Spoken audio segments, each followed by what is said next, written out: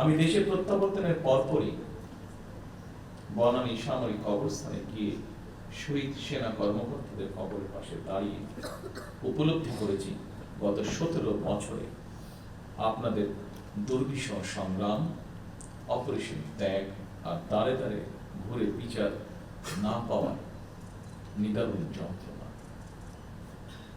সম্মানিত উপস্থিতিবৃন্দ, আমি বিশ্বাস করি পিলখানার ঘটনাকে রাষ্ট্রীয় মর্যাদায় স্মরণ করা আমাদের জাতীয় দায়িত্ব। 25 ও 26শে ফেব্রুয়ারি ঘটনাকে ইতিহাসে রাষ্ট্রীয় মর্যাদা না দিলে ভবিষ্যৎ প্রজন্ম আমাদেরকে হয়তো ক্ষমা করবে না।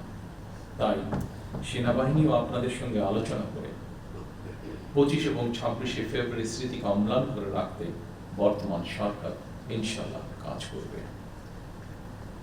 আমাদের সীমান্ত রক্ষী বাহিনী শিকড় আমাদের স্বাধীনতার ইতিহাসে প্রথিত।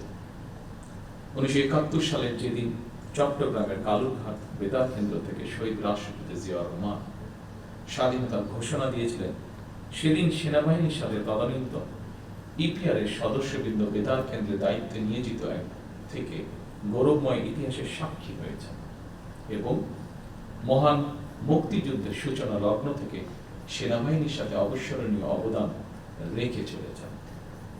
পরবর্তীকালে শহীদ রাষ্ট্রপতি জিয়াউর রহমান সীমান্তরক্ষী বাহিনীকে সুসংহত করতে বিশেষ গুরুত্ব আরোপ করে অবকাঠামোগত উন্নয়ন এবং প্রয়োজনীয় সংস্কার কাজ করেন।